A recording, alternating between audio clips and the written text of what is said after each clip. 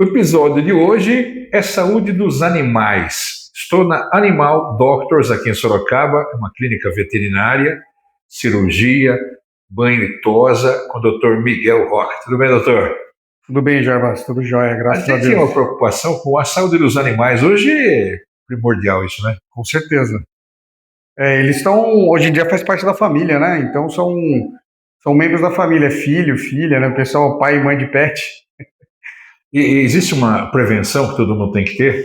Olha, o principal aí, na verdade, além dos cuidados com boa alimentação, né? Água pura, água limpa, enfim, são vacinas, né? Então a gente tem aí algumas vacinas, tem V8, V10, a antirrábica, que né, essas são as primordiais, vamos dizer assim.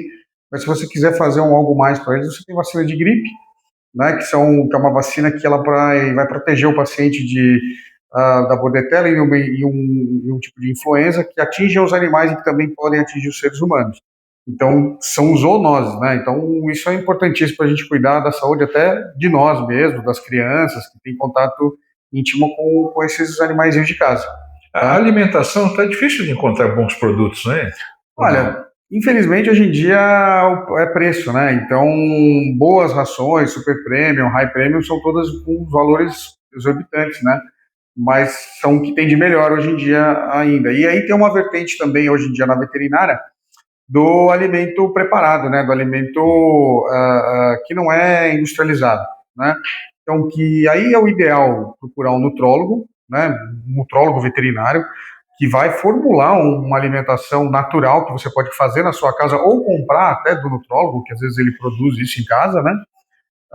Com ingredientes naturais. Então é carne, é pé de frango, é fontes de carboidrato, mandioca, batata doce, enfim, e de acordo com algum problema que o paciente possa ter. Então, por exemplo, se esse animal tem um problema de pele, é atópico, alérgico, você consegue formular um alimento específico para isso, né? Se esse animal é um animal nefropata, né? Se ele tem um problema renal, se ele é cardiopata.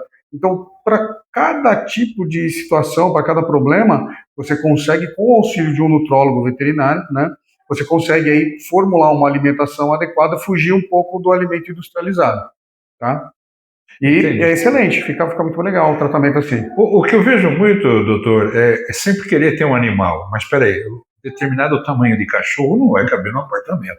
Tem que ter um ambiente. E a preocupação inicial de ter esse animal é especialmente onde ele vai viver com a gente, né? Com certeza, né? É que hoje em dia as casas são menores, né? Os espaços, os apartamentos, enfim. Mas a gente tem aí animais de grande porte, às vezes que moram em apartamentos, né? Quando isso acontece, exige uma adaptação tanto do dono, do pai, do pet, né? Do tutor, quanto do próprio animal. Então, se ele, vamos supor, às vezes ele morava numa casa maior, que tinha um quintal, e ele tinha um Golden Retriever, ou ele tinha um Rottweiler, ou ele tinha um Pitbull, né? Enfim, são animais que, né, ou um Border Collie, né, que são animais que precisam de um espaço, queimar energia e tudo mais. Então você vai precisar adequar a vida desse animalzinho num lugar pequeno se você for mudar para um apartamento, né? Mesmo que o apartamento seja grande, mas ele não vai conseguir gastar. Então, o que você tem que fazer? Aí você tem que procurar auxílio de locais que possam gastar essa energia, né? Então, e aí, além da questão de energia que o animalzinho precisa gastar e que você precisa adequar esse ambiente para ele, levando ele para passear várias vezes ao dia e incluindo na vida dele 3 dias, às vezes por semana, 2 dias por semana numa creche, quando ele vai brincar com outros animais, vai conviver com outros animais, se você não conseguir fazer isso, aí começa a vir alguns problemas. O animalzinho, por estresse, ele pode desenvolver um problema de pele, ele pode desenvolver um problema de lambedura e se machucar, se automutilar, arrancamento de unha, morder ponta da cauda, né? Ele pode começar a estragar as coisas dentro de casa, comer móveis, comer coisas que não deve dentro de casa, e aí sim, como já aconteceu aqui, aparecer com um corpo estranho e ter que ser retirado ou com cirurgia ou com endoscopia, né? Então, são situações que, às vezes, o controle só de ambiental e das emoções aí do paciente, você adequando essa gasto de energia e passeios, você consegue evitar uma série de problemas aí de saúde. Ou seja, o ambiente influencia muito, né? Demais, demais. Demais, né? Um assunto que eu tenho certeza que a sua clínica trata é o banho-tosa. As pessoas costumam dar banho em casa, o banho caseiro. O que isso prejudica o animal ou não? Olha, na verdade, assim, quando você tem o recurso do banho-tosa, vale muito a pena de você usar, como você como cliente, né? Eu não estou falando só do meu, não. Existem muitos, né? Por aí, enfim, mas venham no meu. Mas, na verdade, assim, aqui a gente tem a aparelhagem correta, né? Então, você tem os secadores, você tem os sopradores, você tem um shampoo específico, né? Então, inclusive, tem muitos pacientes aqui que hoje em dia tomam banho aqui de forma recorrente, mensal, ou semanal, ou quinzenal, visando a saúde da pele, né? Então, toma um banho terapêutico, a gente faz o acompanhamento desse paciente, da parte dermatológica dele, eu mesmo e a doutora Larissa também, que a gente está sempre em cima ali do banho-tosa para a gente conseguir avaliar bem esses animais e quanto tempo ele vai precisar tomar um banho terapêutico, quanto tempo já começa a tomar um banhozinho normal, a pele já voltou ao normal, já não tem mais seborreia, enfim. Então, essa avaliação profissional, tanto do profissional do banhista, que está lá, né, tosador, enfim, quanto o nosso que está sempre em volta, é sempre importante para manter sempre uma saúde da pele legal. E pensando que a pele é o maior órgão, né, do nosso organismo, né, então vale muito a pena, porque você está cuidando de ouvido, você está cuidando de pelo, você está cuidando de pele, você está cuidando de infecções, de vários problemas, de alergias que eles possam desenvolver, né? Então, eu acho que vale muito a pena. Com relação ao banho em casa, não existe uma contraindicação explícita, né? Se é um animalzinho de pelo curto e você consegue, por exemplo, usar um shampoo adequado, né? Não usar shampoo humano, porque o nosso pH é diferente do deles. Os shampoos humanos às vezes têm muita química, tem muitas coisas que às vezes a pele deles não aguenta, é sensível, né? Pelezinha sensível. Então, com relação a isso, se conseguir dar um banho morninho, com um produto legal e conseguir secar realmente, de fato, esse paciente, como que é o secar de fato? Com um secador humano, você vai demorar mais ou menos 1 hora para secar um cão de 5, 6 quilos aí com pelo curto. Entendeu? Então, por exemplo... Esses secadores de pet shop, não é exagero essa potência toda, né? Não, e não é só o secador, né? Você tem o soprador também. Então, animais que têm o pelo muito curto, muito longo, eles exigem um cuidado maior, porque se a pele fica úmida... Então, por exemplo, é real o fato de que se você der banho toda semana no teu animalzinho e não secar corretamente, ele vai ter um problema de pele. Ele vai, em algum momento, ele vai desenvolver um problema de pele. Uma seborreia, que às vezes vai evoluir para uma piodermite, né, que vai aí ser necessário o uso de antibiótico, tratamento e tudo mais, tá? Agora, fazendo da forma correta, por exemplo, então um animalzinho, você pega um shih tzu de pelo longo, né, que a pessoa gosta de cuidar daquele pelo e fazer tudo bonitinho. Então ele vai tomar o banho, se estiver muito sujo, vai tomar um banho primeiro com um shampoo específico para retirada da limpeza mais pesada desse pelo, né? Depois vai tomar um banho com shampoo, depois às vezes vai ser necessário condicionar esse pelo, então às vezes usa um condicionador, né? Então tudo isso a banhista, tosadores são capacitados para isso, né? Faz curso, estuda para isso. A gente também aqui como veterinários, nós somos, vamos lá, eu tenho vários cursos de dermatologia onde a gente vai aprimorando, enfim, então e o animal falou, esse daí não usa o condicionador, que não vai precisar, porque senão ele vai desenvolver um problema de pele. Então a gente está sempre de olho, né? A partir daí, você consegue, esse animalzinho peludinho que a gente estava falando, ele sai do banho, você passa uma toalha, o pelo dele ainda está encharcado, entendeu? Aí ele vai para o soprador. O soprador vai retirar o excesso de água desse pelo, né? Para só depois de secar. No secador propriamente dito, com escova, com tempo, com paciência, você entendeu? Retirando os nozinhos e tudo mais. Então, exige tempo e paciência, né? E um cuidado especializado. Então, facilita muito a vida para os familiares, para os tutores, hoje em dia, de casa, levar o animalzinho no banho-tosa de confiança para não desenvolver, para evitar que se desenvolvam problemas com o pelo e pele do paciente no futuro. E tem tempo para isso, né? A gente falou do passeio aqui. Qual é o principal cuidado que tem que ter num passeio com um cachorro? Eu vejo muitas, eu e minha esposa, nós temos um gato em casa, ela tem cachorro também. O piso quente, você vê andando com um cachorrinho meio-dia, será que o cara não tem consciência que A patinha é sensível. Esquece, né? Porque tá de tênis, ou tá de calçado, tá de chinelo, né? Esquece, né? Esquece. Mas tem sim. Os horários mais quentes do dia a gente tem que evitar. Né? A não ser que você for num gramado, né? Se for num local onde ele não vai ter contato direto com a calçada, com o cimento, com o piso, porque o piso também, qualquer piso também acaba segurando muita temperatura. Né?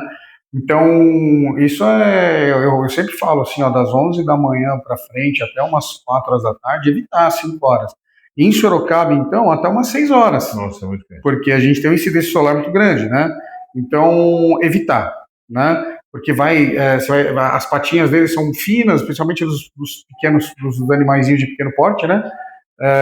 Então vai ter queimadura às vezes de 2º grau, queimadura de 3º grau, o animal vai mancar, vai provocar várias lesões bolhosas, inclusive, às vezes, tá? Então são queimaduras que acabam se tornando grave e vai provocar um certo sofrimento para o paciente até ele se restabelecer totalmente. Uma outra situação são também animais braquicefálicos, né? Animais que focinho curto, a cabeça é mais larga e o focinho é muito curto, ou seja, eles não conseguem fazer as trocas de temperatura como nós. A gente está numa temperatura muito alta, a gente sua, né? Corpo inteiro, cabeça, axila, até perna, a gente sua, a gente tem glândula sudorípara espalhada. Eles não têm, tá? Então os cãezinhos eles trocam temperatura arfando, né? Então aquela linguinha de fora e coxins plantares. Então imagina você estar num dia muito quente, ele já está com o coxinho plantar superaquecido ali no solo, né? E a partir daí ele já não consegue mais fazer as trocas gasosas. Tá? Isso pode acontecer com qualquer animal, tá? Não só os braquicefálicos, mas os braquicefálicos são os que mais sofrem. Pugs, bulldogs franceses, dog de Bordeaux, enfim, eles sofrem mais com isso, tá? E aí eles não conseguem fazer essas trocas, eles podem desenvolver uma situação, uma síndrome, né? Ela é aguda e provoca óbito, às vezes, de forma aguda. Tem que correr com o paciente, porque você vai provocar uma situação que chama hipertermia maligna. Tá? O que é isso? É o excesso de temperatura associado a algum tipo de atividade física, né? E onde o paciente não consegue baixar não consegue regular a própria temperatura do corpo. Né? Então, esses animais, a gente já pegou vários animais em situações como essa, que às vezes a gente tem que sedar, entubar, colocar gelo por cima para um animalzinho já entubado, às vezes em estado semicomatoso, porque a gente tem que deixar esse animal mais calmo, porque ele está muito ansioso, ele não consegue respirar, ele pode desenvolver edema pulmonar, cianose, né, língua roxa. Então, acaba sendo uma emergência, né? E que, graças a Deus, a gente consegue, quando chega em tempo hábil, a gente consegue reverter todas as vezes. A gente falou do calor, mas eu sei que você gosta de andar com seu bichinho de estimação e no ar-condicionado do seu carro, fortíssimo às vezes, é o contrário, mas serve como exemplo. Serve como exemplo também, que na verdade, assim, o ar fica muito seco, né? O ser humano sofre com ar-condicionado aqui, às vezes gelado, aí vai lá para fora, tá fervendo, aí, enfim, a climatização tem que ser, não pode ficar muito gelado também. E o ar fica seco, já está seco demais, né? Mas fica muito mais ressecado. Então aí você os animais podem ter problema oftálmicos, né? Por conta de se esse vento do ar-condicionado estiver vindo direto dos olhinhos deles, né? Então pode provocar ressecamento dos olhos, pode provocar úlcera de córnea, entendeu? Pode provocar algumas traqueites, que aí são coisas mais simples, mais sutis, que é o que acontece com as nossas crianças, com os nossos filhos, né? Com os menorzinhos, né? De 3, 4, 5 aninhos, às vezes crianças, estou falando aí de crianças, né? Podem desenvolver traqueites, problemas respiratórios por conta do ar-condicionado. E o cão, mesma coisa. Tá? São fortíssimos ares aí de carro. Para fechar, acho que mais é conscientização do próprio tutor. Com certeza. Bom senso. Bom senso. Bom senso é a palavra-chave de tudo. A sua clínica, além de banho tosa, emergência, o que mais cuida? A gente trabalha com animais silvestres, tá? Então eu atendo aves, aí engloba todas as aves, mas o que eu tenho mais experiência, o que mais chega para eu atender aqui são os psitacídeos. Arara, papagaio, agapornis, periquitos, enfim, aves ornamentais, né, que o pessoal, e que hoje em dia são pets, né, você pega araras aí que são super familiarizados com a família. Eu tenho pacientes que eu chego na casa, a arara faz festa, entendeu? Então, e outras que eu chego e elas se escondem de medo do veterinário. Mas pequenos mamíferos também, então porquinho da Índia, coelhos, saguis, né? Então, esses silvestres a gente trata aqui, tá? Eu tenho pacientes répteis, jabutis, não trabalho com serpentes, tá? Mas também atendo muitos jabutis, tigres d'água, né? Então, são animais que eu gosto muito de trabalhar. Outros répteis, iguanas, teius e tal, normalmente eu indico para algum colega, por conta de experiência mesmo, tá? Mas então esses outros animais a gente trabalha com todos eles, cães e gatos, e várias especialidades. Então, cardiologia, a gente faz toda a parte de exames de imagem aqui, então eco, eletrocardiograma, temos uma profissional que está aqui com a gente, sempre está nos ajudando. Oncologia, a gente tem também tratamentos oncológicos aqui. Ortopedia, também tratamos fraturas, rupturas de ligamento cruzado, toda a parte de ortopedia em geral, tá? Recuperação, fisioterapia, ozonioterapia, tá? Então a gente tem aí junto uma parceria aí com a doutora Ana Laura, que faz grande parte desses tratamentos que a gente pode chamar assim de a medicina alternativa, né? E consegue melhorar muito mesmo a saúde desses pacientes que às vezes têm problema de coluna, são idosinhos, já não pode tomar tanto remédio, né? Então aí consegue, junto com essa técnica aí de ozônio, acupuntura e fisioterapia, melhorar demais a qualidade e expectativa de vida dos pacientes. Além da clínica também ser hospedagem, né? Temos também uma hospedagem, não ficamos com muitos animais, né? Então, épocas festivas, finais de semana, a gente tem muito cliente que gosta de viajar e deixa os pacientes aqui com a gente, tá? Então, a gente tem uma área mais ao fundo da clínica, completamente separada das áreas de internação e das áreas de cirurgia e tudo mais. Ela fica uma área afastada, isolada desses animais que estão sendo tratados. Então, são realmente só para hospedagem mesmo. Então, tem recreação, a gente brinca com eles, e geralmente quando fica aqui com a gente no hotelzinho, acaba ganhando, antes de ir embora, um banhozinho, cortesia para ir embora cheirosinho para casa. Acho que é isso. A gente deixou claro aqui que, além, claro, do atendimento médico, né, veterinário, aqui também tem outros serviços que pode ser oferecido. Isso, a clínica geral de cães e gatos, né, como a gente já, que é vamos dizer, o carro-chefe, né, incluindo aí todas as especialidades que, quando há necessidade, a gente chama o profissional que é colaborador da gente. Isso, tá? Qualquer dúvida, vou deixar o número aqui do Dr. Miguel, o nome da clínica, o endereço, para que você traga o seu nomezinho. Aliás, você que está chegando na cidade de Sorocaba e está conhecendo um pouquinho mais a cidade. É isso aí. Obrigado, doutor. Obrigado.